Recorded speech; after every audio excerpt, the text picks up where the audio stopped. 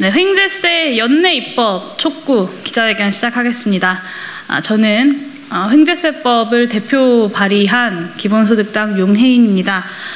그러면 먼저 오늘 자리에 참석해 주신 분들의 발언을 들어보도록 하겠습니다.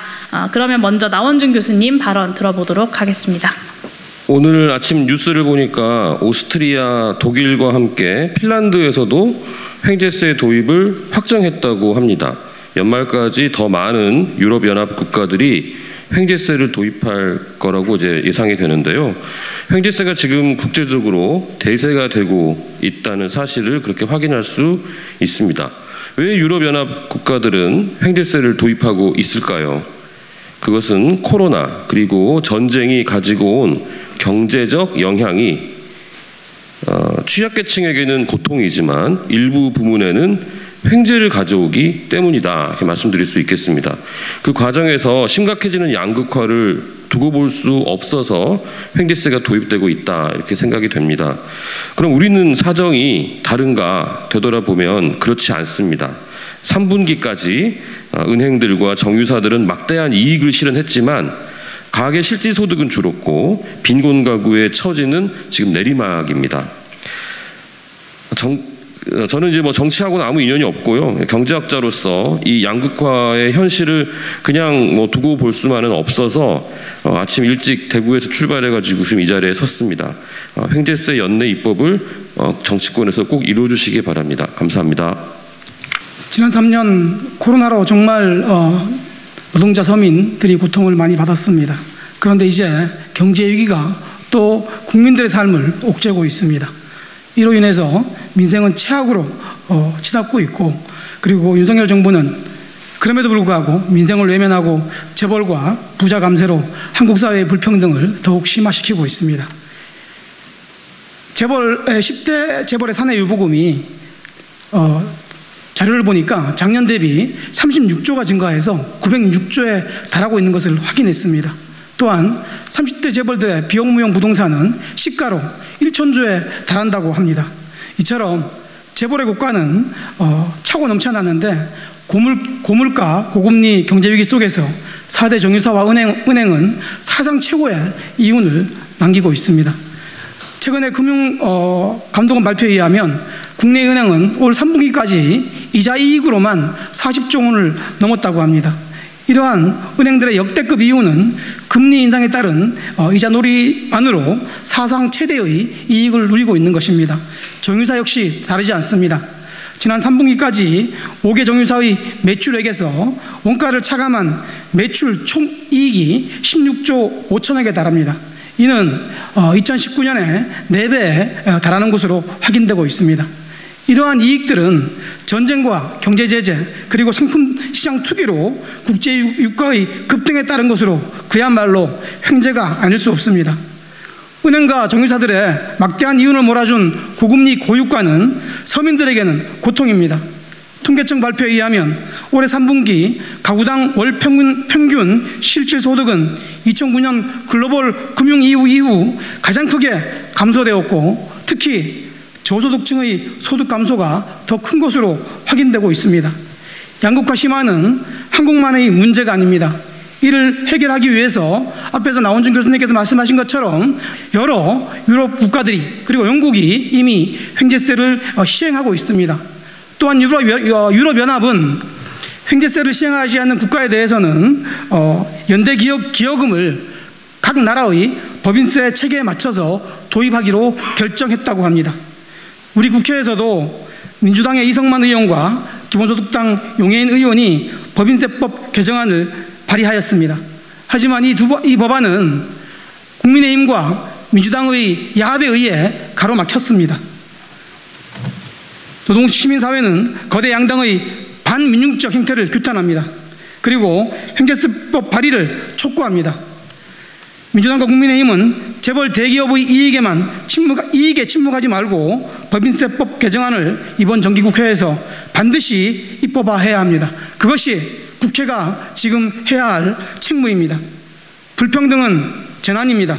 민주노총은 민주주의를 후퇴 훼손시키며 불평등을 심화시키는 윤석열 정부에 맞서 하반기 총파업, 총력투쟁에 나섰습니다. 이를 통해 윤석열 정부의 역주행을 막아내고 정기국회에서 노동 민생개혁 법안 쟁취를 위해 쉼없이 투쟁해 나갈 것입니다. 이상입니다. 현재 우리 사회의 당면한 과제는 자산과 소득 불평등에 따른 심각한 양극화를 극복하는 것입니다. 특히 부의 대물림이 고착화되고 금융소득, 임대소득 및 자본소득과 같은 불로소득은 점차 증가하고 있으나 과세를 통한 재분배가 제대로 이루어지지 않고 있습니다. 이에 불공정한 세제를 개편하여 조세정의를 제고하고 사회 양극화 해결을 위한 단초로 삼아야 합니다. 또한 장기적으로 우리나라 복지제도의 대폭적인 확대가 필요하고 이는 적정한 증세를 필요로 합니다. 하지만 최근 금투세 논란에서 볼 수 있듯이 증세는 물론이고 세원을 발굴하고 세목을 신설하는 것조차 쉽지 않은 것이 현실입니다. 따라서 우리는 한시적일지라도 증세를 통해 우리 사회 전체의 불평등을 해소하기 위한 경험을 함께 해야만 합니다. 이에 참여연대는 지난 2021년 코로나19에도 불구하고 높은 소득을 올리고 있는 계층에 대해 한시적인 증세를 실시하는 사회연대세를 제시한 바 있습니다. 국가적 위기 앞에서 사회연대의 원칙을 함께 경험하고자 하는 취지였습니다. 이성만 의원과 용해인 의원께서 발의하신 횡재세법으로 불리는 법인세 개정안 역시 비슷한 취지를 담고 있다고 보입니다. 최근 가계소득이 감소하고 양극화는 더욱 심화되고 있습니다. 서민과 영세 자영업자, 취약계층의 삶이 어떠할지에 대해서는 충분히 상상할 수 있습니다. 이런 상황에서 유가 상승이나 금리 인상 등을 통해 이러한 호재로 인해 막대한 수익을 올리고 있는 경제 주체에게 과세하여 재분배하는 것은 국가가 마땅히 해야 할 역할이고 국회도 이에 적극 나서야 합니다. 이에 참여연대 조세재정개혁센터는 윤석열 정부의 부자 감세에 대응하기 위한 의제로서 이번 기자회견에 동참하게 되었습니다. 국회는 조속히 횡재세법을 논의 테이블에 올려 처리하고 사회 안정망 강화를 위해 횡재세, 사회연대세 등과 같은 목적세, 누진 증세 구조를 가진 고소득, 고자산 위주의 증세 논의에도 본격적으로 착수할 것을 촉구합니다. 감사합니다. 서민이 이자 폭탄에 시달리고 있는데 은행은 이자 잔치를 벌이고 있습니다. 은행이 올해 9월까지 벌어들인 이자 수익이 무려 40조 6천억에 달하고 있습니다. 지난 5년 동안 이자 장사로 182조를 챙겼습니다. 서민들의 고통에는 아랑곳 없이 1,000억 원대의 성과급 잔치도 벌렸습니다. 은행의 이자는 국민의 빚이고 은행의 수익은 국민의 피이며 은행의 돈잔치는 국민의 피눈물입니다. 기준금리 상승기에 왜 은행은 고통 분담은 전혀 하지 않고 국민에게 모든 고통을 전가하는 것입니까? 이것은 공정도 상식도 아닙니다. 횡재세를 도입해야 합니다.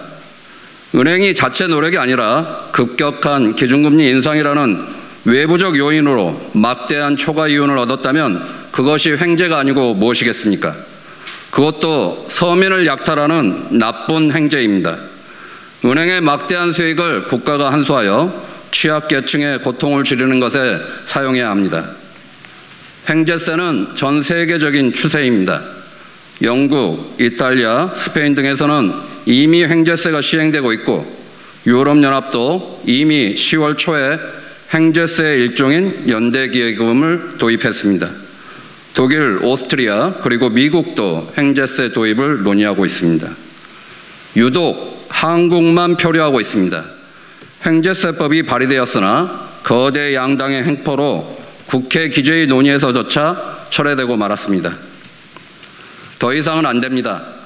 부자 감사를 철회하고 횡재세 연내 도입을 강력히 촉구합니다. 윤석열 정부가 재벌과 고자산가에게 부자 감세의 특혜를 주면서 서민 예산을 삭감하는 것을 절대로 용납할 수 없습니다. 기업과 은행이 스스로 사회적 책임을 다하지 않는다면 이제 법으로 폭리를 중단시켜야 합니다. 이번 정기국회에서 반드시 횡재세법을 통과시키길 촉구합니다. 감사합니다. 제가 이 횡재세법 법안 발의를 준비하면서 횡재세법에 따라서 횡재세를 부과하면 대략 얼마 정도의 횡재세가 거칠까를 추산해 봤습니다. 올해 1분기 정유사와 은행들의 영업 실적을 기준으로 몇 가지 가정을 해서 계산을 해보니 약 3조 원에서 4조 원 정도 규모의 과세가 가능할 것으로 산출됐습니다. 3, 4조 원이면 현재와 같은 고물가, 고금리 시대에 우리나라 금융 취약계층 그리고 에너지 취약계층에게 실질적인 도움을 줄 수 있는 큰 액수입니다. 고물가, 고금리 경제위기 시대에 횡재세는 더할 나위 없이 절실한 세제입니다. 앞서 많은 분들이 얘기해 주신 것처럼 이미 세계 각국이 그렇게 하고 있습니다. 횡재세는 이런 실용적인 목적에만 효용이 큰 세제는 아닙니다. 횡재세는 윤석열 정부의 대규모 부자 감세에 맞서는 강력한 수단이 될 수 있습니다. 윤석열 정부의 세법 개정안에 따르면 향후 5년 동안 73.6조 원의 감세가 일어납니다. 저는 윤석열 정부의 세법 개정안이 실제로 통과된다면 영국의 리즈 트러스 전 총리의 낙마 사태를 부른 그런 상황이 도래하지 않으리라 낙관할 수 없다고 생각합니다. 네, 횡재세는 이 엄청난 경제 위기 시대에 정부 여당의 망국적인 부자 감세와 긴축 재정 기조를 증세와 확장적 재정으로 전환할 수 있는 잠재력이 충분한 세제라고 생각합니다. 그런 점에서 과반을 차지하고 있는 제1야당 더불어민주당이 진정으로 정부 여당의 부자 감세를 막아설 의지가 있다면 지금이라도 횡재세를 당론으로 채택하고 연내 도입에 나서기를 요청드립니다. 네, 제 발언은 이것으로 마치도록 하고요. 다음으로 기자회견문 낭독을 하겠습니다. 제가 기자회견문의 제목을 읽고 나면 기자회견문 문서에 적힌 순서대로 낭독을 해주시면 감사하겠습니다. 그러면 기자회견문 낭독 시작하겠습니다. 횡재세 연내 입법을 촉구합니다. 지난 17일 금융감독원에 따르면 국내 은행들은 올해 3분기까지 40조 원이 넘는 이자 이익을 남기고 있다. 작년 한 해 46조 원에 이른 이자 이익만 해도 당시까지 신기록이었는데 1년 만에 기록을 갈아치우고 있다. 고금리로 서민 경제는 팍팍하기만 한데 은행들은 예대 마진을 늘리는 땅짚고 헤엄치기식 이자놀이로 사상 최대 이익을 누리고 있다. 국내 5대 정유사들은 매출액에서 원가를 뺀 매출 총이익이 올해 2분기에만 8조 원을 초과했다. 연초부터 3분기까지는 코로나19 이전인 2019년 같은 기간에 비해 4배가 넘었다. 은행과 정유사들은 어떻게 이런 막대한 이익을 누릴 수 있었는가? 전쟁과 국제사회 갈등, 미국 연준을 비롯한 중앙은행의 금리 인상이 그 원인이었다. 고유가와 고금리는 서민과 중소기업의 허리를 휘게 하지만 관련 독과점 대기업들과 은행에게는 전례 없는 이윤 기회가 되고 있다. 은행과 정유사들이 기업 자체의 역량과 혁신으로 그런 성과를 거둔 것인가? 아니다. 그것은 경제환경 변화에 따른 반사이익이 크게 작용했다. 그것은 횡재다. 그것도 사회적으로 바람직하지 않은 횡재다. 분배를 악화시키고 양극화를 심화시키는 나쁜 횡재다. 따라서 그것은 제한되고 조절되고 환수되어야 마땅하다.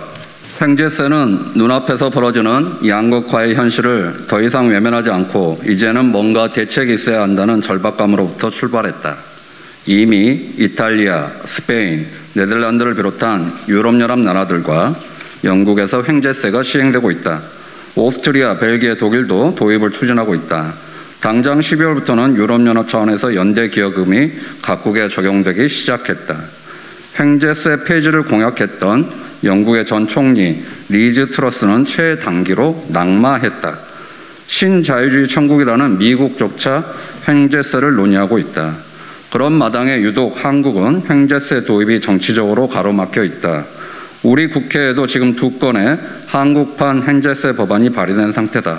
더불어민주당 이성만 의원과 기본소득당 용해인 의원의 법인세법 개정안이 그것이다. 그러나 이 개정안은 11월 국회 기획재정위원회에 안건 상정조차 되지 못했다. 이대로 연내 입법이 불발되면 은행과 정유사들이 오래 걸어들인 폭리에 대한 횡재세 과세는 입법 기술적으로 불가능해진다. 이와 같은 현실을 방치할 수 없기에 우리는 오늘 뜻있는 노동계, 노동시민사회단체, 전문가 그리고 횡재세법 발의 국회의원과 함께 이 자리에 섰다.